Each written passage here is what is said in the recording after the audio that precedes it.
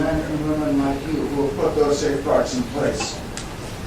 I'd like you now to help my wife, who will soon be a widow.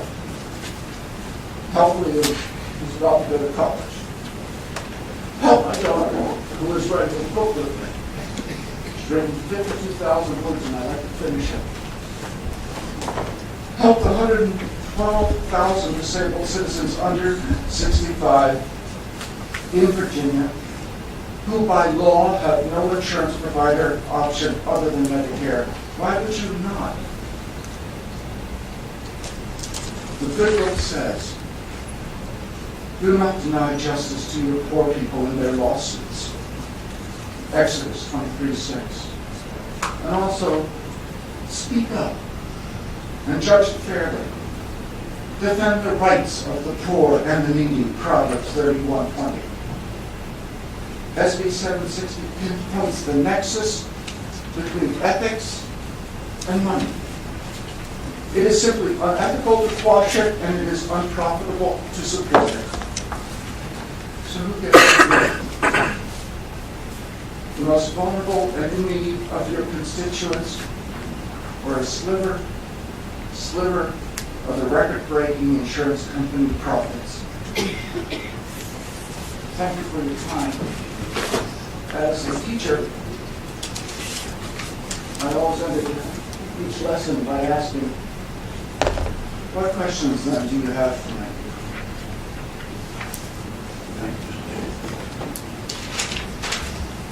My children would like to say something. We must keep it up. They will be much shorter than that. Please, because you can go on quite a bit longer than most anybody else has spoken from this meeting today. I like you. I assure you, much shorter. My name is B.760. I'm a student of the Commonwealth Governor's School. For that, I have much to thank the state already. But I do ask for a little more from the state, not even from the state, from the national level, which is honored to provide money for this amendment. No child, and I remember my dad, like my sister does, before cancer. I remember how he behaved when he did for us. He built us a tree house. He did this all on his own, even with cancer he did this.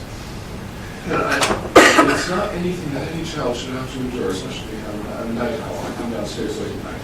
When I see my parents crying in the corner, or the decision of whether or not to lose the house or to kill my father, it's not conducive to growing up. And he's not, I don't think I'm great. Whatever happens to you today probably will not change the outcome for us as a family or for my father. But there are over 100,000 disabled under 65 in a similar situation, more better off, less needy in terms of insurance money. It is not the most mass prevalence. Of course they're going to lose money, but they're still making even more profits on this.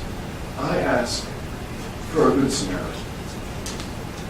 I ask to not fall subject to the bystander effect.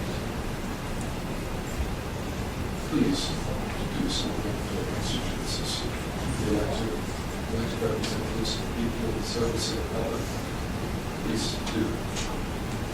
Thank you.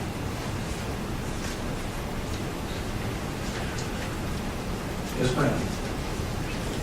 Hello, my name is Kathleen Chapin. I was 6 years old when he was diagnosed. I don't remember him before. I remember coming downstairs, and he was just having a glass of wine. And he wouldn't tell me what was wrong. And he almost died once, and he did for a minute. He stopped breathing. My mom woke him up. When he woke up, my mom said, "If you ever die again, I'll kill you." And I'm eternally thankful that he's lived for so long. It's been 7 years officially since he was diagnosed. There's everything. My dad has practically rebuilt our entire house. It's like one giant big memory. We are writing a novel together. It's 270 pages so far. And I need to finish a novel, and I'll need him to do that.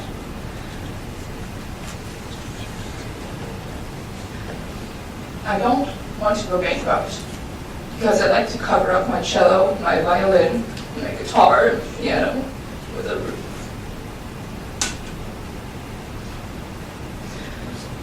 There are 100,000 people.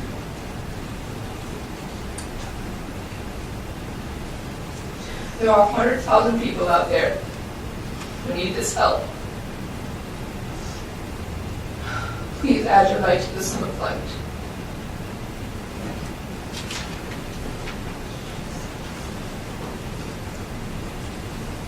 Jill? Of the Virginia Poverty Law Center, just to add my support for this bill. 30 states do offer this option to disabled people who are under age 65, and Virginia should do the same.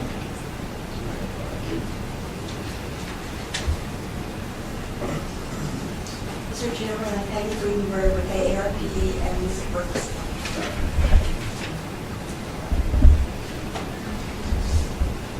Mr. Chairman, I have not seen, Jane Woods representing the area agencies on aging, I've not seen the substitute, but the area agencies do support in concept the availability of such a policy for those under 65 with a disability.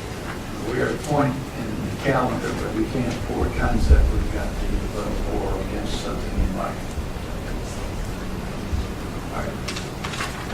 Any who would speak in opposition?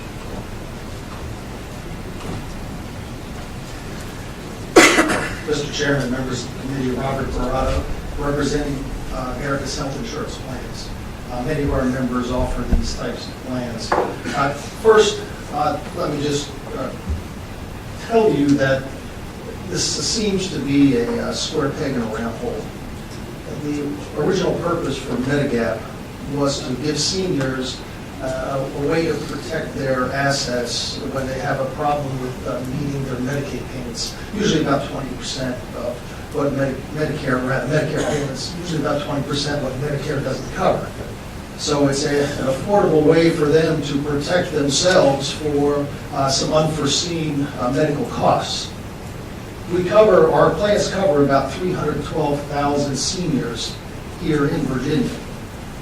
My problem, and the industry's problem, is that when you start adding to the risk pool, you start having, in order to actuarially keep the plan sound, premiums are going to have to go up.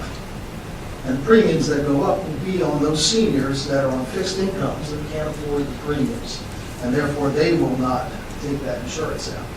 So that's one thing just also keep in mind.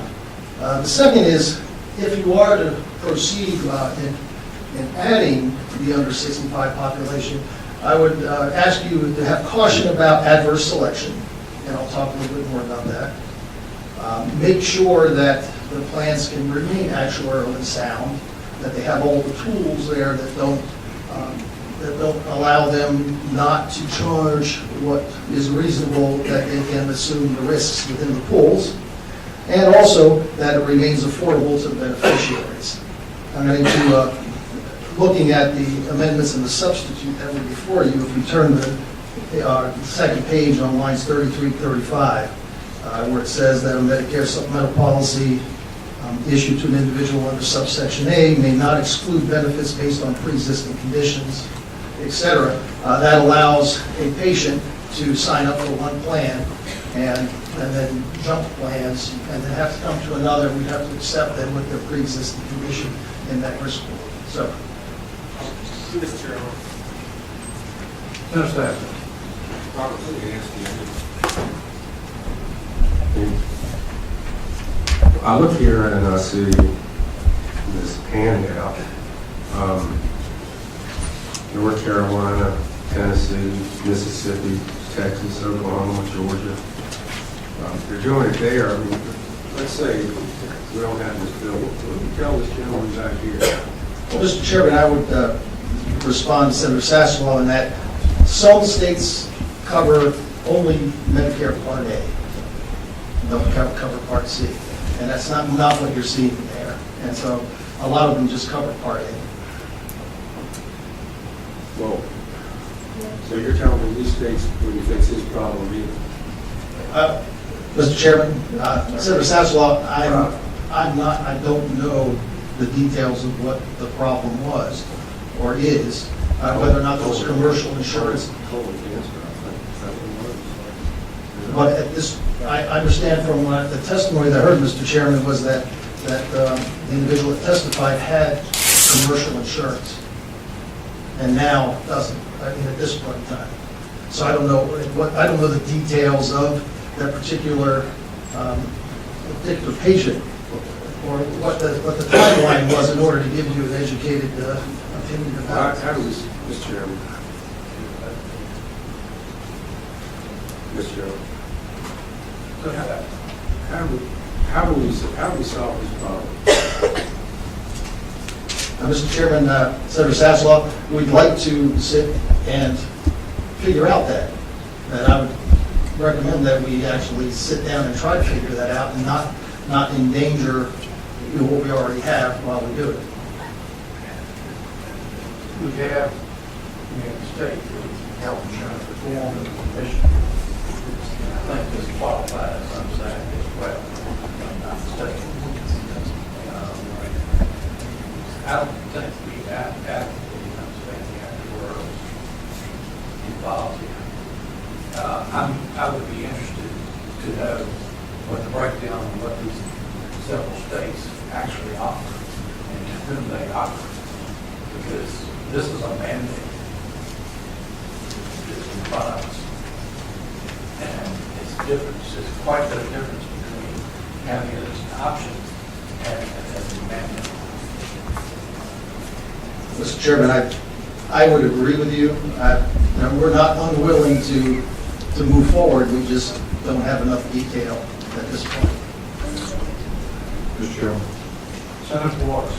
I think I always want to thank the Chapin family for coming here, and I was very hard to do, so thank all of you all. Sometimes we're trying to, I want to ask you a question.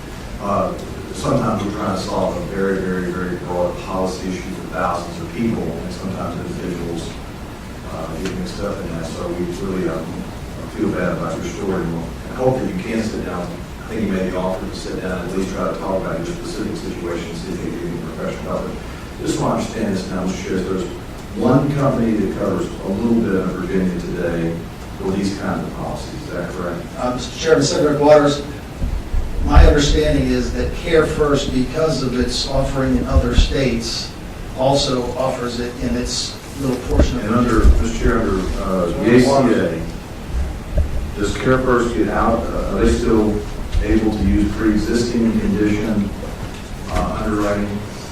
Mr. Chairman, Senator Waters, my understanding of the ACA, the Affordable Care Act, federal law prohibits anyone from using, as in terms of in getting health care policy, commercial policies, from using pre-existing conditions. So you would consider this a policy that pre-existing conditions could not be used on, is that right, Mr. Chair? Mr. Chairman, Senator Waters, this right is, we're dealing with Medicare in this case. So to be clear, do you think that pre-existing conditions can be used on these Medicare policies? Mr. Chairman, Senator Waters, that's correct. And then how many companies roughly do you think provide the 65 and older Medicare policies in Virginia roughly? Do you know? Mr. Chairman, Senator Waters, I don't have that figure, but I can get it for you. That's okay. I mean, it's more than 10 or 15 perhaps, or could you guess? Okay. I would rather not guess. Mr. Chair, then you represent the industry. Do you know why the industry is not, there's only one company that's partially doing this in Virginia? Do you, since there are some companies that do it for Medigap 65 and over, do you know why in Virginia companies have decided not to cover this population? Mr. Chairman, Senator Waters, the answer is math. That because of the risk pools, there's business judgments made that beneficiaries would not be able to afford the premiums, and therefore it's not a good business model to pursue. Mr. Chair, just one last thing. The company that serves the population now, I think it was reported there were some, I think, 300,000 people in Virginia, that I understand that right, that are disabled Medicare, is that roughly the number? Mr. Chairman, Senator Waters, I didn't say, we cover 312,000 Medicare over 65. Okay. Do you know this company that covers this, just part of Virginia, how many they currently cover? Mr. Chairman, Senator Waters, I don't know how many of that 312,000 over 65 day covers. Under 65, I don't know. I can find that out for you. Representative from the company that knows? I don't think anyone from Care First is in the room, sir. It's that part. It's a very small part.